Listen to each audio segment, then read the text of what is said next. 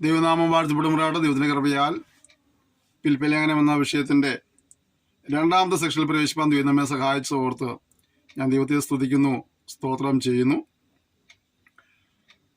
നമ്മൾ കഴിഞ്ഞ ദിവസങ്ങളിൽ അതിൻ്റെ 4-ാമത്തെ വാക്യം വരെ ധ്യാനിക്കാൻ ഇടയായിത്തീർന്നു. നമ്മൾ ഇന്ന് 5-ാമത്തെ വാക്യം മുതൽ ആരംഭിക്കുക. 1-ാം അധ്യായത്തിൻ്റെ 1-ാം നാൾ മുതൽ ഇന്നുവരെയും സുവിശേഷ ഘോഷണത്തിൽ നിങ്ങൾക്കുള്ള കൂട്ടായ്മ നിമിത്തം ഞാൻ നിങ്ങളെ ഓർക്കുമ്പോഴൊക്കെ എൻ്റെ ദൈവത്തിന് സ്തോത്രം ചെയ്യുന്നു.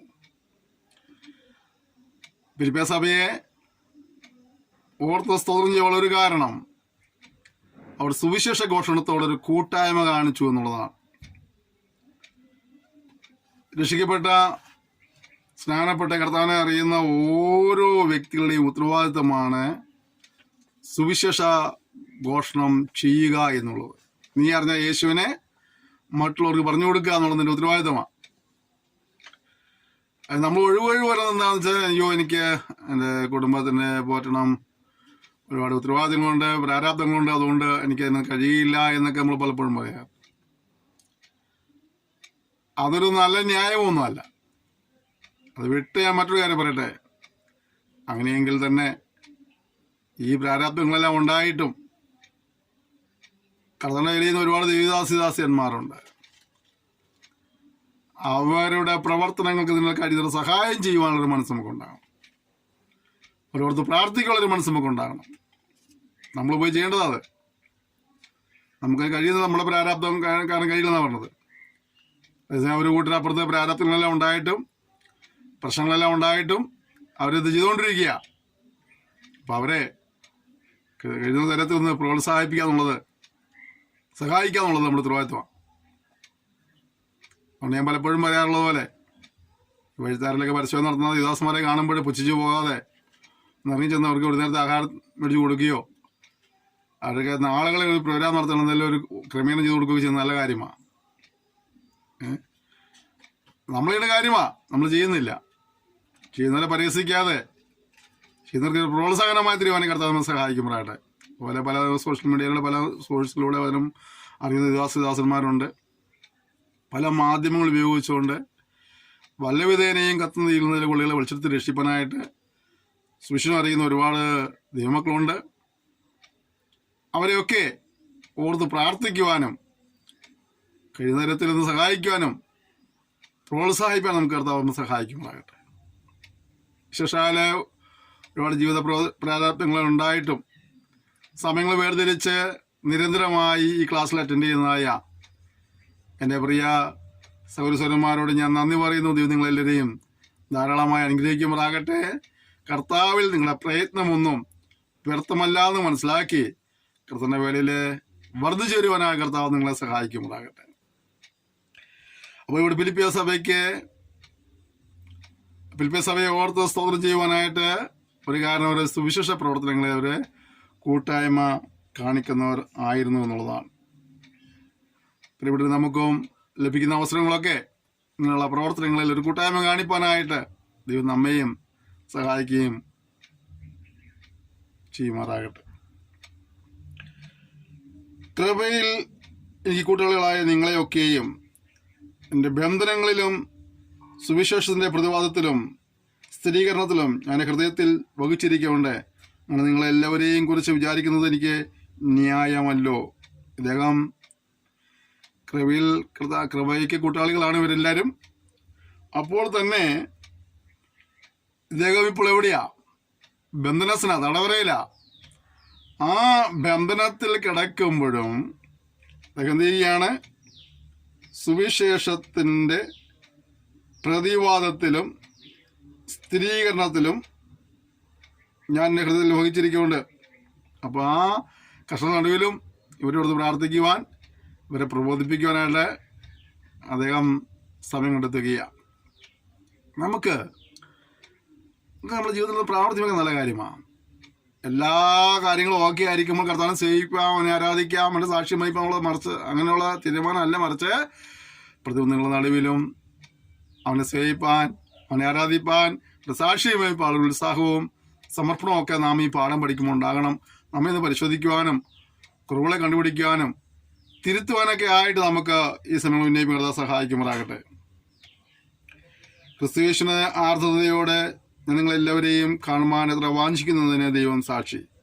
നിങ്ങളുടെ സ്നേഹം മേൽക്കുമേൽ പരിജ്ഞാനത്തിലും സകല വിവേകത്തിലും വർദ്ധിച്ചു വന്നിട്ട് നിങ്ങൾ ഭേദാഭേദങ്ങളെ വിഭജിപ്പാറാകണമെന്നും ക്രിസ്തുവിൻ്റെ നാളിലേക്ക് നിർമ്മലന്മാരും ഇടർച്ചയില്ലാത്തവരും ദൈവത്തിൻ്റെ മഹത്വത്തിനും പുകഴ്ചയ്ക്കുമായിട്ട് യേശു ക്രിസ്തുവിനാൽ നീതിഫലം നിറഞ്ഞവരുമായി തീരണമെന്ന് ഞാൻ പ്രാർത്ഥിക്കുന്നു. പൗലോസിൻ്റെ അടുത്ത പ്രാർത്ഥന വിഷയം എന്തൊക്കെയാണ്? ഇവരെ കാണുന്നതിന് വലിയ ആഗ്രഹമുണ്ട്, നേരിട്ട് കാണാൻ ആഗ്രഹമുണ്ട്. നേരിട്ട് കാണാൻ കഴിഞ്ഞാലും കഴിഞ്ഞില്ലെങ്കിലും അതിൻ്റെ കാര്യം അടുത്ത പ്രാർത്ഥന എന്ന് പറയുമ്പോൾ നിങ്ങളുടെ സ്നേഹം മേൽക്കുമേൽ പരിജ്ഞാനത്തിലും സകല വിവേകത്തിലും വർദ്ധിച്ചു വരയണം. സ്നേഹം വർദ്ധിക്കണം. സ്നേഹം കുറഞ്ഞു പോകുന്നതായ ഒരു കാലഘട്ടമാണ് ജീവിക്കുന്നത്.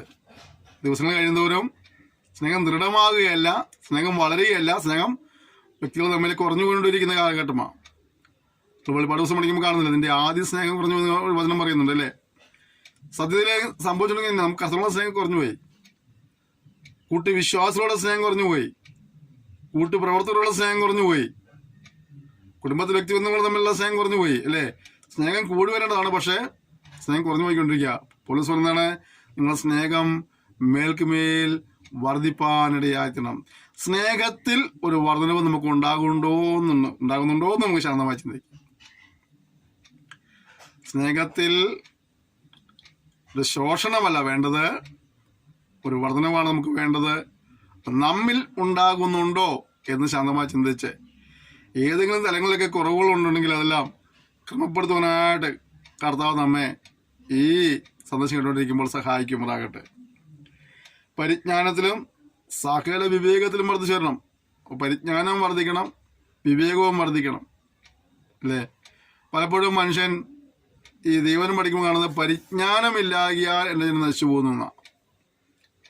ഡിഗ്രി ഇല്ലാത്തതുകൊണ്ട് നശിച്ചു പോകുന്നതല്ല പറഞ്ഞത്, സമ്പത്തില്ലാത്തതുകൊണ്ട് നശിച്ചു പോകുന്നതല്ല പറഞ്ഞത്, സൗന്ദര്യമില്ലാത്തതുകൊണ്ട് നശിച്ചു പോകുന്നതല്ല പറഞ്ഞത്. എന്താണ്? പരിജ്ഞാനമില്ലാകിയാൽ എൻ്റെ ജനം നശിച്ചു പോകുന്ന. പരിജ്ഞാനം പ്രാപിക്കുക നമ്മൾ ദൈവത്തിൽ നിന്ന് പ്രാപിക്കേണ്ട കാര്യമാണ്. അത് ദൈവത്തിൽ നിന്ന് പ്രാപിക്കുക തന്നെ വേണം. അത് നമുക്ക് വർധനമുണ്ടാകണം. നഷ്ടപ്പെട്ടൊരു കോട്ട, പറിച്ചപ്പെട്ടൊരു കോട്ട എന്നുള്ള തലം മാറിയിട്ട് സ്നേഹത്തിലും വിവേകത്തിലും പരിജ്ഞാനത്തിലും നമുക്ക് എന്ത് വേണം? വർധനമുണ്ടാകണം. വർധനമുണ്ടായിട്ട് എന്ത് ചെയ്യാനുള്ളതാണ്? വർദ്ധിച്ചു വന്നിട്ട് ഭേദാഭേദങ്ങളെ വിഭജിപ്പാറാകണമെന്ന് എന്ത് ചെയ്യണം? ഭേദാഭേദങ്ങളെ വിഭജിക്കണം. നമുക്കറിയാം ഈ കാലാവസ്ഥയ്ക്ക് നോക്കിയിട്ട് ചില പഴയ കാരണന്മാരൊക്കെ ഒരു മാനസികം നോക്കിയിട്ട് പറയും ഇന്ന് മഴ പെയ്യും എന്ന് പറഞ്ഞാൽ മഴ പെയ്തിരിക്കും, ഇന്ന് മഴ ഉണ്ടാവില്ല എന്ന് പറഞ്ഞാൽ മഴ ഉണ്ടാവില്ല. കാരണം അവർ ആകാശത്തിൽ വരുന്നതായ മാറ്റങ്ങളെ കണ്ടിട്ട് അവർ ആ കാര്യങ്ങൾ പറഞ്ഞുകൊണ്ടിരുന്നത്. അവർ വലിയ സ്കോളേഴ്സ് ഒന്നും അല്ലായിരുന്നു, വലിയ ഡിഗ്രി ബിരുദക്കാരൊന്നും അല്ലായിരുന്നു. പക്ഷെ അവരെ അനുഭവത്തിൽ അവർ മനസ്സിലാക്കിയ കുറേ കാര്യങ്ങൾ അല്ലേ. അപ്പോൾ നമുക്ക് ഈ ഭേദാഭേദങ്ങളെ വിഭജിക്കുവാനുള്ളതായ ഒരു അറിവുണ്ടാകും.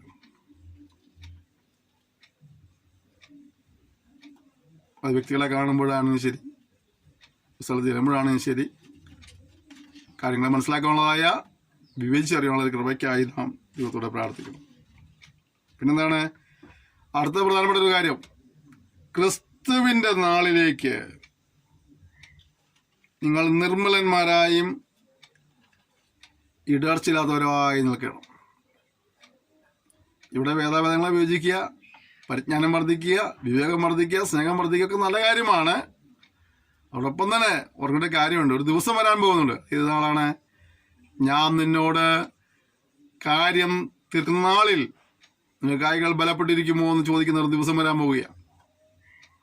ഓരോരുത്തൻ ശരീരത്തിലിരിക്കുമ്പോൾ ചെയ്തത് നല്ലതാകലും തീയതാകലും തക്കവണ്ണം പ്രാപിക്കേണ്ടതിന് നാം എല്ലാവരും ക്രിസ്തുവിൻ്റെ നീതിപീഠത്തിന് ഭാഗം നിൽക്കേണ്ടി വരും.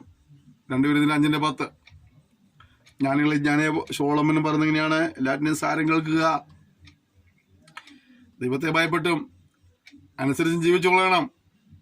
കാരണം ദൈവം നല്ലതും തീതുമായ സകല രഹസ്യങ്ങളും അതിനെ ന്യായവിസ്താരത്തേക്ക് വരുത്തും. നമ്മൾ സഭാപ്രസിഡന്റ് പുസ്തകം 12-ാം അധ്യായം പഠിക്കുമ്പോൾ അതിൻ്റെ 13-14 വാക്യങ്ങളിൽ ഈ ആശയം കാണാൻ കഴിയുന്നുണ്ട്.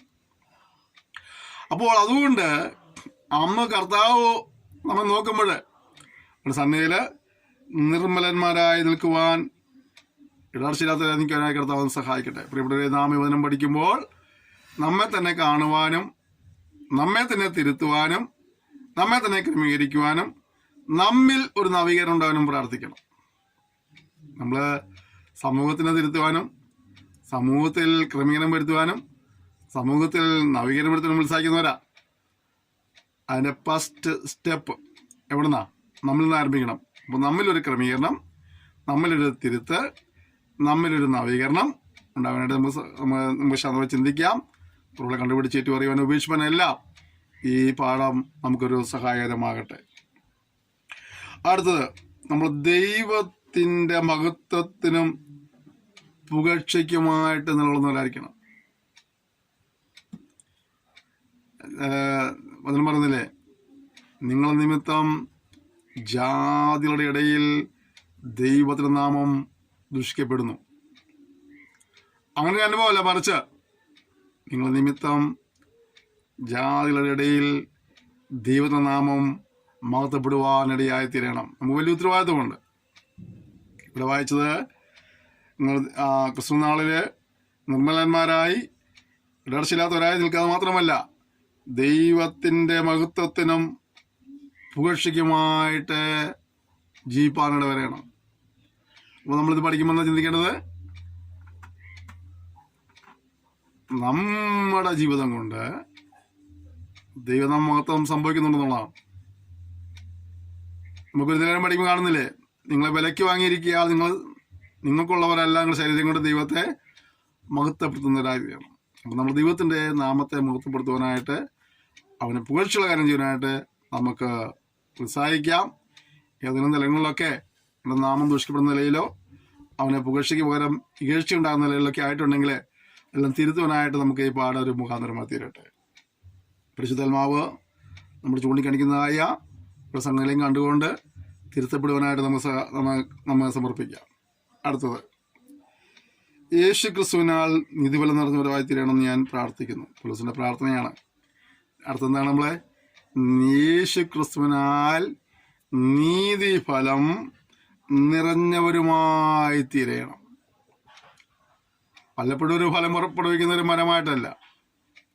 ഞായറാഴ്ച കാലത്ത് 10 മണി മുതൽ 1 മണി വരെ ഫലം കായ്ക്കുന്ന വൃക്ഷങ്ങളായിട്ടല്ല. നമ്മൾ എന്തായാലും നീതിഫലം നിറഞ്ഞവരായി തീരണം. ഒരു നിറവുണ്ടാകണം. ഏതിലാണ് നിറവുണ്ടാകുന്നത്? നീതിയുടെ ഫലങ്ങൾ, അനീതിയുടെ ഫലങ്ങളല്ല, നീതിയുടെ ഫലങ്ങൾ നമുക്കൊരു നിറവുണ്ടാകുവാനായിട്ട് നമ്മൾ സമർപ്പിക്കണം. പൗലോസിന്റെ മൊത്തം പ്രാർത്ഥന എന്തായിരുന്നു? നിങ്ങളുടെ സ്നേഹം മേൽക്കുമേൽ പരിജ്ഞാനത്തിലും സകല വിവേകത്തിലും വർദ്ധിച്ചു വന്നിട്ട് നിങ്ങൾ ഭേദാഭേദങ്ങളെ വിഭജിപ്പാറാകണമെന്നും ക്രിസ്തുവിൻ്റെ നാളിലേക്ക് നിർമ്മലന്മാരും ഇടർച്ചയില്ലാത്തവരും ദൈവത്തിൻ്റെ മഹത്വത്തിനും പുകഴ്ചയ്ക്കുമായിട്ട് യേശു ക്രിസ്തുവിനാൽ നീതിഫലം നിറഞ്ഞവരായി തീരണമെന്ന് ഞാൻ പ്രാർത്ഥിക്കുന്നു. ഇന്നത്തെ നമ്മുടെ പ്രാർത്ഥനയ്ക്ക് എങ്ങനെയാ? ഒരു സ്ഥലം കിട്ടാന്, ഒരു നല്ല കാറ് കിട്ടാന്, നല്ല വീട് കിട്ടാന്, അല്ലേ? അങ്ങനെയൊക്കെയാ നമ്മൾ ഭൗമികമായിട്ടുള്ള ഒരുപാട് കാര്യം കൊണ്ടുള്ള നമ്മളെ പ്രാർത്ഥനകളാണ്. ഞാൻ അനുഗ്രഹങ്ങളൊന്നും വേണ്ടെന്നൊന്നും പറയുന്ന ആളല്ല. ദൈവത്തിൻ്റെ അനുഗ്രഹങ്ങളെല്ലാം നമുക്ക് അനുഭവിച്ചോ, യാതൊരു കുഴപ്പമില്ല. നമ്മുടെ ഉള്ളിൽ ഉണ്ടാകേണ്ട ഒരു പ്രാർത്ഥന, ആത്മീയ ഉന്നമനം ഇതിലുണ്ടാകുവാനായിട്ടുള്ള പ്രാർത്ഥനയായി മാറണം. അടുത്തത്, സഹോദരന്മാരെ, എനിക്ക് ഭവിച്ചത് സുവിശേഷത്തിന്റെ അഭിവൃദ്ധിക്ക് കാരണമായി തീരുന്നു എന്ന് നിങ്ങൾ അറിയുവാൻ ഞാൻ നിശ്ചയിക്കുന്നു. അതേപോലെ എവിടെ ഇറങ്ങുന്നത്? തടവറയിലാണ്. എന്തിൻ്റെ കാര്യത്തിലാണ്? താൻ ആരെയും കട്ടേൻ്റെ പേരിലോ ഉപദ്രവിച്ചതിൻ്റെ പേരിലോ ഒന്നല്ല. എന്താണ്? സുവിശേഷം പറഞ്ഞതിൻ്റെ പേരിൽ ഞാനിപ്പോൾ തടവറയിലായിരിക്കുക. എന്നാൽ തടവറയിൽ കിടക്കുമ്പോൾ അദ്ദേഹം പറഞ്ഞതെന്നറിയാവോ? എനിക്ക് ഭവിച്ചത് സുവിശേഷത്തിന് അഭിവൃദ്ധിക്ക് കാരണമായി തീർന്നു എന്നാണ്. നമുക്കറിയാം, ലോകചരിത്രം എടുത്ത് പഠിച്ചു നോക്കിയാൽ എവിടെയെല്ലാം സുവിശേഷത്തിന് എതിർപ്പുകൾ ഉണ്ടായിട്ടുണ്ടോ അവിടെയെല്ലാം സുവിശേഷം ശക്തമായിട്ട് ആളി പടർന്നിട്ടുണ്ട്. എവിടെയെല്ലാം ദൈവസഭകൾക്ക് എതിർപ്പുണ്ടായിട്ടുണ്ടോ അവിടെയെല്ലാം ദൈവസഭകൾ ശക്തമായി വളർന്നു വന്നിട്ടുണ്ട്. അപ്പോൾ എതിർപ്പുകളാൽ ഇതിനെ തളർത്തിയിടുവാൻ കഴിയില്ല എന്ന് കഴിഞ്ഞ 2 സഹസ്രാബ്ദങ്ങളിലൂടെ ചരിത്രം നമുക്ക് തെളിവുകൊണ്ടിരിക്കുക. നമ്മൾ പുറപ്പാട് പുസ്തകം പഠിക്കുമ്പോൾ പീഡിപ്പിക്കും തോറും വർദ്ധിച്ചു വരുന്ന സമൂഹമായിട്ടാണ് ഇസ്രായേൽ മക്കളെ കുറിച്ച് കാണുന്നത്. അതുപോലെ കർത്താവിനെ സേവിക്കുന്ന ആത്മാനുസരിച്ച് ആരാധിക്കുന്നതായ ദൈവജനത്തോടുള്ള ബന്ധത്തിലും പ്രതികൂലങ്ങളും എതിർപ്പുകളും ഇടർച്ചകളൊക്കെ എപ്പോഴൊക്കെ ഉണ്ടായിട്ടുണ്ടോ ആ സന്ദർഭങ്ങളൊക്കെ തന്നെ ദൈവസഭ അവിടെ നശിച്ചു പോയിട്ടില്ല, തകർന്നു പോയിട്ടില്ല. പിന്നീടോ അവിടെ നിന്നൊക്കെയും ശക്തമായിട്ട് അതത് പ്രതികൂലങ്ങളുള്ള ഏരിയയിൽ പോലും ശക്തമായിട്ട് ദൈവസഭകൾ വളരുവാനിടയായി തീർന്നിട്ടുണ്ട്. ഇന്ന് ലോകത്തിൽ എവിടെയാണോ ഏറ്റവും കൂടുതൽ എതിർപ്പുള്ളത് അവിടെയാണ് ദൈവസഭ ഏറ്റവും ശക്തമായി വളർന്നുകൊണ്ടിരിക്കുന്നത്. കാരണം ദൈവത്താൽ ആരംഭിച്ചതാ. ഞാൻ എൻ്റെ സഭയെ പണിയുമെന്ന് സഭയുടെ നാഥൻ പറഞ്ഞ കാര്യമാ. അതുകൊണ്ട് വളർച്ച നടന്നുകൊണ്ടിരിക്കുക. സോറി. അപ്പം അതുകൊണ്ട് പൗലോസ് പറയും, ഞാൻ കർത്തനാമ നിമിത്തമാണ് തടവറയിലായതെങ്കിൽ തന്നെയും ഞാൻ അനുഭവിക്കുന്ന കഷ്ടതകളൊക്കെയും സുവിശേഷത്തിന് അഭിവൃദ്ധി വരുവാൻ കാരണമായിത്തീർന്നു. എൻ്റെ ബന്ധനങ്ങൾ ക്രിസ്തു നിമിത്തമാകുന്നെന്ന് അകമ്പടി പട്ടാളത്തിലൊക്കെയും ശേഷം എല്ലാവർക്കും തെളിവായി വരികയും സഹോദരന്മാർ മിക്കപേരും എൻ്റെ ബന്ധനങ്ങളാൽ കർത്താവിൽ ധൈര്യം കൊണ്ട് ദൈവത്തിൻ്റെ വചനം ഭയം കൂടാതെ പ്രസാദിപ്പാൻ അധികം തുനിയുകയും ചെയ്തിരിക്കുന്നു. കണ്ടോ, അവിടെ ഒരുത്തനെ സുവിശേഷ നിമിത്തമായിട്ട് അറസ്റ്റ് ചെയ്ത് കൊണ്ടുപോയി തടവറെ കൊണ്ടിട്ട് കഴിഞ്ഞപ്പോൾ മറ്റുള്ളവരും ഇണ്ടാതിരിക്കുകയല്ല ചെയ്തത്. ഞാൻ നേരത്തെ സൂചിപ്പിച്ചു, എവിടെയെല്ലാം എതിർപ്പുകളുണ്ടാകുന്നോ അവിടെയൊക്കെ പിന്നെയും പിന്നെയും ശക്തരായി എഴുന്നേൽക്കുക. ഒരുത്തനെ സുവിശേഷ നിമിത്തം കൊന്നുകളഞ്ഞാൽ അവന് പകരമായിട്ട് ആ ദേശത്തു നിന്ന് 100 കണക്കിന് ആളുകൾ എഴുന്നേൽക്കുക സുവിശേഷ സാക്ഷ്യം വഹിപ്പാനായിട്ട്. അവിടെ നേരത്തെ സൂചിപ്പിച്ചത്, എവിടെയാണോ ഏറ്റവും കൂടുതൽ എതിർപ്പുള്ളത് അവിടെയാണ് ഏറ്റവും കൂടുതൽ ശക്തമായിട്ട് സഭ വളരുന്നത്. എവിടെയാണോ സമാധാനപരമായിട്ട് സഭ പോകുന്നത് അവിടെ സഭ ഉറങ്ങിയിരിക്കുക. ഇല്ലേ, പ്രശ്നങ്ങളും പ്രതികൂലമൊന്നും ഇല്ലാതെ എവിടെയൊക്കെ ദൈവസഭകളുണ്ടോ അവിടെയൊക്കെ ദൈവസഭകൾ എന്തിരിക്കുകയാണ്? ഉറങ്ങിയിരിക്കുക, അലസരായിരിക്കുക, മൗനമായിരിക്കുക. എന്നാൽ എവിടെയാണ് എതിർപ്പുകളുള്ളത്, എവിടെയാണ് പ്രശ്നങ്ങളുള്ളത് അവിടെയൊക്കെ ദൈവസഭ ഉണരുകയും വളരുകയും ചെയ്തുകൊണ്ടിരിക്കുന്നു. ഇവിടെ ഇതാ പൗലോസിനെ തടവിലാക്കി. അധികാരികൾക്ക് മനസ്സിലായി ഇവൻ വേറെ ദോഷപ്രവൃത്തി ചെയ്തിട്ടൊന്നുമല്ല. പിന്നെ ഇവൻ എന്താ ചെയ്തത്? ആയിക്കൂടി കർത്താവിനെ കുറിച്ച് സാക്ഷ്യം പറഞ്ഞതേ ഉള്ളൂ എന്ന് മനസ്സിലാക്കി. അതേസമയം മറുവശത്ത് ഒരുപാട് പേർ ഇവൻ ബന്ധിക്കപ്പെട്ടതിന്റെ പേരിൽ ധൈര്യം കൊണ്ടിട്ട് ദൈവത്തിന്റെ വചനം ഭയം കൂടാതെ പ്രസ്താവിപ്പാൻ അധികം തുനിയുകയും ചെയ്തു. ഒരുത്തൻ ദൈവനം പ്രസംഗത്തിന്റെ പേരിൽ തടവറയിലായപ്പോൾ ഇതാ മറ്റൊരു കൂട്ടരെ അധികം ദൈവനം അറിയിക്കാനായിട്ട് ഉണരുവാനിടയെത്തിയത്. ഞാൻ പലപ്പോഴും പറയാറുണ്ട്, ഈ കർത്താവിനെ സേവിക്കുവാനും അവൻ്റെ സാക്ഷ്യം വഹിക്കാനൊക്കെ അല്പം ധൈര്യം വേണം, അല്ലേ? മറ്റുള്ളവർ പറയും ആ കാര്യം ചെയ്യുന്ന ധൈര്യം ഈ കാര്യം തരും. ഒന്നുമല്ല. ഇതുപോലെയൊക്കെ എതിർപ്പുള്ള രാജ്യങ്ങളിൽ, എതിർപ്പുള്ള സ്ഥലങ്ങളിൽ കടന്ന സാക്ഷ്യം വഹിപ്പാൻ കാണിക്കുന്ന ചങ്കൂറ്റമാണ് ചങ്കൂറ്റം എന്ന് പറയുന്നത്. അത് എത്ര എളുപ്പമുള്ള കാര്യമൊന്നുമല്ല. ഈ സോഷ്യൽ മീഡിയയിലൊക്കെ ദൈവജനം പ്രസംഗിക്കുന്ന പഠിപ്പിക്കുന്ന ആളുകളെ സംബന്ധിച്ച് നമുക്കറിയാം, അവരൊക്കെ പലരെയും നോട്ടപ്പുള്ളികളാകാറുണ്ട്, അല്ലേ? കാരണം എന്താണ്? അവർ സുവിശേഷന്റെ സാക്ഷ്യം ആവോളം പല നിലകളിൽ അറിയിച്ചുകൊണ്ടിരിക്കുക. എന്നിട്ടും നമ്മുടെ സഹോദരന്മാർ, നമ്മുടെ ദൈവജനം ശക്തമായിട്ട് അവർക്ക് ലഭിച്ച താലന്തുകൾ ഇന്ന് സോഷ്യൽ മീഡിയയിലൂടെ വ്യാപാരം ചെയ്തുകൊണ്ടേയിരിക്കുകയാണ്, അല്ലേ? 2 കിട്ടിയവൻ 2 കിട നേടുന്നു, 5 കിട്ടിയവൻ 5 കിട നേടുന്ന രീതിയിൽ ശക്തമായി സുവിശേഷനോക്തകളായി നമ്മുടെ സഹോദരന്മാർ, ഒരുപാട് കുഞ്ഞുങ്ങളടക്കം. ഞാൻ പലപ്പോഴും സോഷ്യൽ മീഡിയ നോക്കുമ്പോൾ ചെറിയ കുഞ്ഞുങ്ങൾ, അവർക്ക് ലഭിച്ച കൃപയ്ക്ക് കഴിഞ്ഞ ദിവസങ്ങളിൽ ഒരു 2-3 വയസ്സൊരു കൊച്ച് ഒരു പാട്ട് പാടുന്നൊരു വീഡിയോ കാണാൻ ഇടയായത്. ആ കുഞ്ഞുങ്ങളടക്കമുള്ള ആളുകൾ ഇന്ന് സുവിശേഷന ശക്തമായി സാക്ഷ്യം വഹിച്ചുകൊണ്ടിരിക്കുകയാണ്, അല്ലേ? ഇവിടുത്തെ പൗലോസ് തടവിലടയ്ക്കപ്പെട്ടപ്പോൾ മറുവശത്ത് അനേകർ എന്ത് ചെയ്യുകയാണ്? അധികം ശക്തിയായിട്ട് ഇത് ചെയ്യുവാനായിട്ട് അധികം ഉത്സാഹത്തോടെ പ്രതികൂലമായിത്തീർന്നു. ചുറ്റുപാളെ കണ്ട് പീഡിച്ചിരിക്കുന്ന ഒരു അനുഭവം മലമറിച്ച് നടുവിലെ കർത്താവിൻ്റെ സാക്ഷ്യം ശക്തിയോട് പോയിപ്പോനായി ദൈവം സഹായിക്കുമ്പോഴായിട്ട് അതിൻ്റെ ഉത്സാഹി പങ്കെടുത്താൽ സഹായിക്കട്ടെ. നമുക്ക് ലഭിക്കുന്ന എല്ലാ സോഴ്സുകളും ഉപയോഗിച്ചുകൊണ്ട് ദൈവത്തിൻ്റെ വചനത്തിൻ്റെ വ്യാപ്തിക്കായിട്ട്, ദൈവനാമ മഹത്വത്തിനായിട്ട്, ദൈവരാജ്യ വ്യാപ്തിക്കായി എന്തെല്ലാം ചെയ്യാൻ കഴിയും അതെല്ലാം ചെയ്യുവാനായിട്ട് കർത്താവിന് സൽമ സമർപ്പിക്കാം.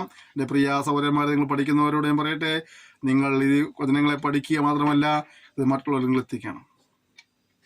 വല്ല വിധേനയും കത്തുനാത്തിയിൽ നിന്ന് ചില കൊള്ളികളെ കൂടെ വലിച്ചെടുത്ത് രക്ഷിക്കേണ്ടതിനായിട്ട് ആവോളം ആവോളം ആവോളം എന്ത് ചെയ്യണം? ഇത് നിങ്ങളെ മറ്റുള്ളവരിലേക്ക് എത്തിരണം. നമ്മുടെ ഒരു കൈത്തിരി തന്നിട്ടുണ്ടായിരുന്നു, ഒരു കൈത്തിരി. നമ്മളെ ആ തീനാളം എന്ത് ചെയ്യാണ്? മറ്റൊരു തിരിയിലേക്ക് പകരുകയാണ്. കുറച്ച് കഴിയുമ്പോൾ ഇതിങ്ങനെ കൈമാറ്റം ചെയ്യപ്പെട്ട ഈ വെളിച്ചം കൊണ്ട് ആ പ്രദേശം മുഴുവൻ വെളിച്ചമായി തീരും. കൈമാറ്റം ചെയ്യപ്പെടണം, പകർന്നു കൊടുക്കണം. നിങ്ങൾ ലഭിച്ച അറിവുകൾ നീ പകർന്നു കൊടുക്കുവാൻ ഉത്സാഹമുള്ളവനായിരിക്കണം. എല്ലാ ഡിഗ്രിയും എടുത്തിട്ട് പഠിപ്പിക്കാൻ വേണ്ടി നിൽക്കരുത്. ഡിഗ്രികൾ എടുക്കുന്നത് നല്ല കാര്യമാണ്, ഞാനും ശ്രമിക്കുന്നുണ്ട്. അതേസമയം തന്നെ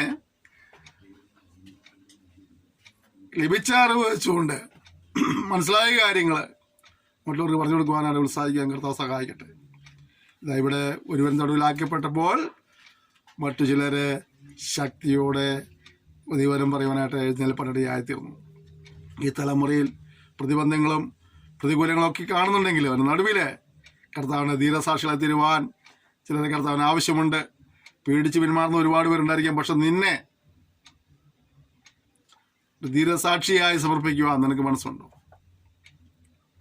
സാക്ഷികൾ എന്ന പദത്തിൻ്റെ മൂലഭാഷയിലുള്ള പദത്തിന് രക്തസാക്ഷി എന്നാണ് അതിൻ്റെ ശരിയായ അർത്ഥം. സാക്ഷികളാകുക എന്ന് പറയുന്നത് എന്താണ്? ക്രിസ്തുവിന് വേണ്ടി രക്തസാക്ഷികളായി തീരുവാൻ തന്നെ സമർപ്പിക്കുക എന്നുള്ളതാണ്. ഈ തലമുറയിൽ എന്ത് സഹിക്കേണ്ടി വന്നാലും, എന്ത് വില കൊടുക്കേണ്ടി വന്നാലും, പ്രാണം നഷ്ടപ്പെട്ടാലും എൻ്റെ കർത്താവിൻ്റെ സാക്ഷ്യം വഹിക്കുമെന്ന് പറയുവാൻ തൻ്റെ ഇടമുള്ള ചങ്കൂറ്റമുള്ള ചിലരെ കർത്താവിന് ആവശ്യമുണ്ട്. അതിലൊരാൾ നീയായി മാറ്റണം എൻ്റെ ആഗ്രഹവും എൻ്റെ പ്രാർത്ഥനയും. ഇവനെ നോക്കിക്കൊണ്ടിരിക്കുകയാണ്. ഈ സന്ദേശത്തോട് നീ എങ്ങനെ പ്രതികരിക്കുമെന്ന് ദൈവത്തിൻ്റെ പരിശുദ്ധ കേൾപ്പിച്ചുകൊണ്ടിരിക്കുമ്പോൾ തന്നെ നീ എങ്ങനെ പ്രതികരിക്കുന്നത് ഇവ നോക്കിക്കൊണ്ടിരിക്കുകയാണ്. ഒരു അനുകൂലമായ നിലയിൽ കർത്താവെ എന്നെ സമർപ്പിക്കുന്നു പറയുവാൻ കഴിയുന്നെങ്കിൽ അതിൻ്റെ ജീവിതത്തിൽ ഒരു അനുഗ്രഹത്തിന് കാരണമായി തീരും. ചിലർ ക്രിസ്തുവിനെ അസൂയയും പിണക്കവും നിമിത്തം പ്രസംഗിക്കുന്നു. ചിലരോ നല്ല മനസ്സോടെ തന്നെ അവർ സുവിശേഷത്തിൻ്റെ പ്രതിവാദത്തിനായിട്ട് എന്നോട് കിടക്കുന്നതെന്ന് അറിഞ്ഞിട്ട് അത് സ്നേഹത്താൽ ചെയ്യുന്നു. അപ്പോൾ സുവിശേഷം പ്രസംഗിക്കുന്നതിലുണ്ട് എന്തൊക്കെ? ചിലരെങ്ങനെ പ്രസംഗിക്കുന്നത്? ചിലർ ക്രിസ്തുവിനെ അസൂയയും പിണക്കവും നിമിത്തം പ്രസംഗിക്കുന്നു അല്ലേ? അവിടെ ഒരു കൺവെൻഷൻ നടത്തി, നമുക്ക് നടത്തുന്ന കൺവെൻഷൻ. അവിടെ വെള്ളിയാഴ്ച പരസ്യം നടത്തി, നമ്മൾ ശനിയാഴ്ച പരസ്യം നടത്തും അല്ലേ? അതൊന്നും ചെയ്യുന്ന നല്ല കാര്യമാണ്. ഞാൻ പറഞ്ഞത് അവർ ചെയ്യുന്നതുകൊണ്ടായിരിക്കും നീ ചെയ്യുന്നത്. നിനക്കല്ലാതൊരു ഒരു ഒരുക്കവും സമർപ്പണവും തീരുമാനമൊക്കെ ഉണ്ടാകണം. അത് ഇവ ചെയ്യണം അല്ലേ? അവർ ചെയ്തതിൻ്റെ പേരിൽ നീ ചെയ്യാനായിട്ട് പോകരുത്. അപ്പം ചിലർ അസൂയ കൊണ്ട് പ്രസംഗിക്കുന്നവരുണ്ട്, പിണക്കം കൊണ്ട് ക്രിസ്തുവിനെ പ്രസംഗിക്കുന്നവരുണ്ട്. ചിലർ നല്ല മനസ്സോടെ തന്നെ പ്രസംഗിക്കുന്നവരുണ്ട്. പ്രിയപ്പെട്ടവരെ, നല്ല മനസ്സോടെ നമ്മുടെ കർത്താവിനെ പ്രസംഗിക്കുവാൻ, അവിടെ സാക്ഷികളായി തരുവാൻ കർത്താവിനെ സഹായിക്കുമ്പോഴാകട്ടെ. നമുക്ക് മണക്കോ അസൂയൊന്നും വേണ്ട. നമുക്ക് എന്ത് ചെയ്താൽ മതി? സന്തോഷത്തോടെ നമ്മെ രക്ഷിച്ചവനെ, നമുക്ക് വേണ്ടി മരിച്ചവനെ, നമ്മെ തെരഞ്ഞെടുത്തവനെ, നമ്മെ അനുഗ്രഹിക്കുന്നവനെ, നമ്മെ ആശ്വസിപ്പിക്കുന്നവനെ, സൗഖ്യമാക്കുന്നവനെ, നമ്മെ വിടുവിക്കുന്നവനെ സന്തോഷത്തോടെ പ്രസംഗിക്കാനുള്ള ഒരു മനസ്സ് നമുക്കുണ്ടാകട്ടെ. ഒരാൾ നിർബന്ധിച്ചിട്ടൊന്നുമല്ല, സന്തോഷത്തോടെ ചെയ്യും. ദൈവം നിശ്ചയിട്ട് അനുഗ്രഹിക്കേണ്ടി തീരും. അടുത്തത്,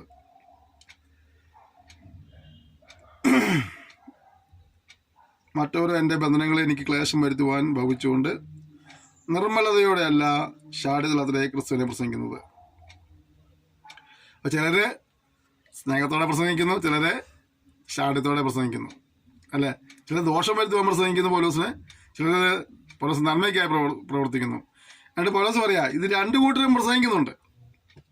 പിന്നെ എന്ത് നാട്യമായിട്ടോ പരമാർത്ഥമായിട്ടോ ഏതു വിധമായാലും ക്രിസ്തുവിനെയല്ലോ പ്രസംഗിക്കുന്നത്, ഇത് ഞാൻ സന്തോഷിക്കുന്നു, ഇനിയും സന്തോഷിക്കും. പൗലോസ് പറയാ ആര് പ്രസംഗിച്ചാലും എങ്ങനെ പ്രസംഗിച്ചാലും പ്രസംഗവിഷയം ക്രിസ്തുവാണോ, ഞാൻ സന്തോഷിക്കുന്നു. പൗലോസ് പറഞ്ഞില്ലേ ഞങ്ങളോ ക്രൂശിക്കപ്പെട്ട ക്രിസ്തുവിനെ പ്രസംഗിക്കുന്നു അല്ലേ, പൗലോസിന്റെ ഒരു പ്രസംഗവിഷയം. ഇവിടെ പൗലോസ് പറയാം ചിലര് പൗലോസിന് ദോഷം ചെയ്യാൻ വേണ്ടി ക്രിസ്തുവിനെ കുറിച്ച് പ്രസംഗിക്കുന്നു, ചിലർ പൗലോസിനെ സ്നേഹിച്ചിട്ട് ക്രിസ്തുവിനെ കുറിച്ച് പ്രസംഗിക്കുന്നു. പൗലോസ് പറയാ രണ്ടു കൂട്ടരും പ്രസംഗിച്ചാലും എനിക്ക് സന്തോഷമാണ്. കാരണം എന്താണ്, പ്രസംഗിക്കുന്നത് ആരെയാണ്? ക്രിസ്തുവിനെയാണ്. ഇവിടെ നമ്മുടെ ഗ്രൂപ്പിൽ പെടാത്തവരെ അപ്പുറത്ത് നിന്ന് പ്രസംഗിച്ചാൽ നമ്മൾ എതിര് പറയാനൊന്നും പോകണ്ട. പിന്നെ ക്രിസ്തുവിനെ പ്രസംഗിക്കുന്നതിന് പ്രസംഗിക്കട്ടെ. നമ്മുടെ പ്രസ്ഥാനം ചെയ്യുന്നത് മാത്രമേ ശരി, നമ്മുടെ ടീമുകാർ ചെയ്യുന്നത് മാത്രമേ ശരി, അങ്ങനെ ചിന്തിക്കരുത്. മറ്റേ പ്രസ്ഥാനങ്ങളും മറ്റേ ടീമുകാരൊക്കെ യേശുവിനെ പ്രസംഗിക്കുന്നുണ്ടെങ്കിൽ പ്രസംഗിക്കട്ടെ എന്ന്. അതിലൂടെ ഒരാൾ ആശ്വാസം പ്രാപിക്കുന്നെങ്കിൽ രക്ഷ പ്രാപിക്കുന്നെങ്കിൽ അത് നടക്കട്ടെ. ഞാൻ ഇന്നലെ ഞങ്ങളൊരു യാത്ര ചെയ്യുകയായിരുന്നു. യാത്ര ചെയ്യുമ്പോൾ ഞാൻ കുറച്ച് സമയം നമ്മുടെ ഭാഷയിൽ പറഞ്ഞാൽ അവിശ്വാസിയായൊരു മനുഷ്യനോട് സംസാരിക്കാനിടയായിത്തീർന്നു. അദ്ദേഹം പറഞ്ഞ ഒരു കാര്യം, നമ്മുടെ ആയുസ്സിൽ നമുക്ക് ലഭിക്കുന്ന സമയം കർത്താവിനെ കുറിച്ചും മറ്റുള്ളവർ പറഞ്ഞു കൊടുത്ത് അവരിലൊരു മാറ്റം ഉണ്ടാക്കുവാൻ നമുക്ക് കഴിയുന്നെങ്കിൽ അതേറ്റവും അനുഗ്രഹപ്രദമായ ശുശ്രൂഷ പണിയെടുത്തു. അപ്പം നമ്മൾ പ്രസംഗിക്കുന്ന ഈ സന്ദേശത്തിലൂടെ കുടുംബങ്ങൾക്കും സമൂഹത്തിനും വ്യക്തികൾക്കൊക്കെ മാറ്റമുണ്ടാകും എന്നുള്ള ഒരു ബോധ്യം അവർക്ക് പോലും ഉണ്ട്. അദ്ദേഹം എൻ്റെ സന്ദേശങ്ങൾ യൂട്യൂബിലും ഫേസ്ബുക്കിലൊക്കെ കാണാറുണ്ട്. ഞാൻ ഇത് തുടങ്ങിയ കാലഘട്ടം പറഞ്ഞതിനേക്കാൾ കൃത്യമായിട്ട് അത് ഇങ്ങോട്ട് പറയേണ്ടതായിരുന്നു. അപ്പോൾ അദ്ദേഹം ആ കാലഘട്ടം മുതലേ അത് കാണുകയും കേൾക്കുകയും ചെയ്യുന്നൊരു വ്യക്തിയെ മനസ്സിലായി. അപ്പോൾ അവരുടെ മനസ്സിലൊരു നല്ല ആശയമുണ്ട്. എന്താണ്? ക്രിസ്തുവിന് ഈ സമൂഹത്തെ മാറ്റം വരുത്തുവാൻ കഴിയുമെന്നും അത് മനസ്സിലാക്കിയവർ ഈ സമൂഹത്തിനത് പറഞ്ഞു കൊടുക്കുന്നത് ഒരു നല്ല കാര്യമാണെന്നും ഉള്ളൊരു ബോധ്യം അദ്ദേഹത്തിനുണ്ട്. സത്യത്തിലെ വിശ്വാസികളിൽ നിന്ന് അഭിമാനിക്കുന്ന നമുക്ക് പലപ്പോഴും അങ്ങനെ ഒരു കാഴ്ചപ്പാട് ഉണ്ടാകാറില്ല.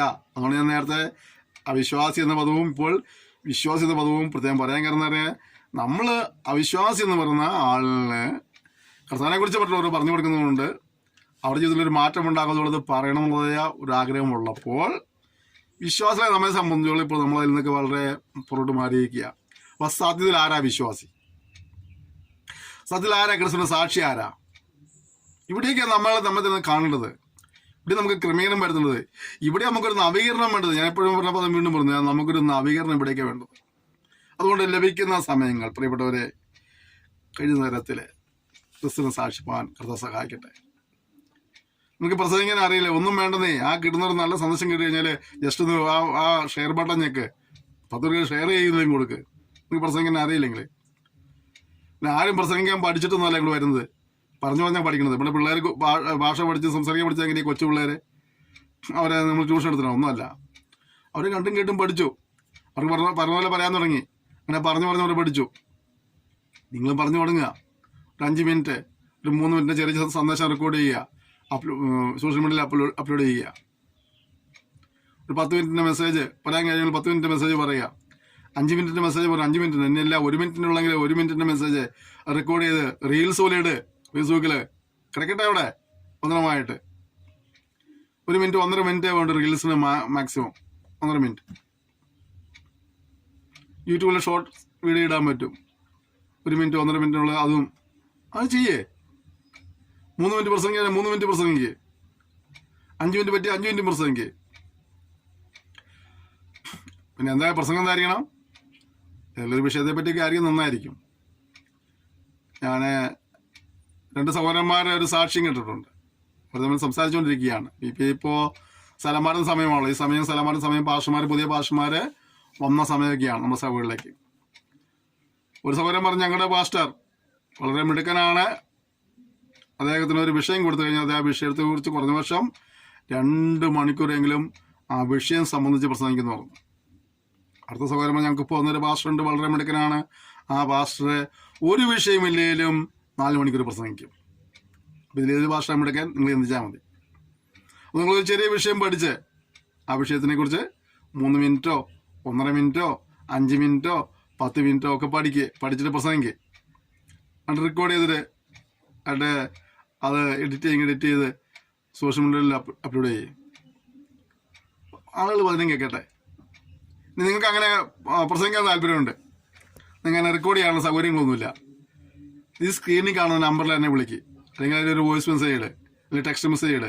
വാട്സപ്പ് നമ്പറാണ്, ഞാൻ നിങ്ങളെ സഹായിക്കാം. റെക്കോർഡ് ചെയ്യാനും എഡിറ്റ് ചെയ്യാനും അപ്ലോഡ് ചെയ്യാനൊക്കെ സഹായിക്കാം, നിങ്ങൾക്ക് അങ്ങനെ താല്പര്യമുണ്ടെങ്കിൽ.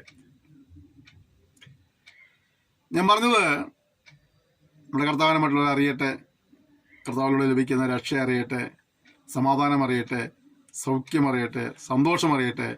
നമ്മളറിഞ്ഞ ആ സത്യം മറ്റുള്ളവർക്ക് അറിയിച്ചു കൊടുത്തുകൊണ്ട് നമ്മളൊക്കെ ഇവിടെ 70 കൊല്ലോ 100 കൊല്ലമൊക്കെ ജീവിച്ചാൽ നമ്മൾ ഇവിടെ തീരും.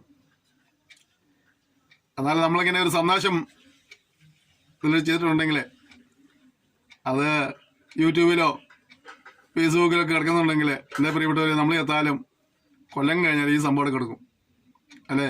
കഴിഞ്ഞ കാലങ്ങളിൽ ശക്തമായി കിടന്നുകൊണ്ട് നിലകൊണ്ട വിശ്വാസന്മാർ ലോകത്ത് നിന്ന് മാറ്റപ്പെട്ടു പോയി. എല്ലാവരിൽ പലരുടെയും മെസ്സേജുകൾ നമുക്ക് ഇന്ന് യൂട്യൂബിലും മറ്റുള്ള സോഷ്യൽ മീഡിയയിലൊക്കെ കിട്ടും. അവർ ഭരിച്ചെങ്കിലും അവരുടെ ശബ്ദം ഇന്നും ലോകത്തോട് സംസാരിച്ചുകൊണ്ടിരിക്കുകയാണ്.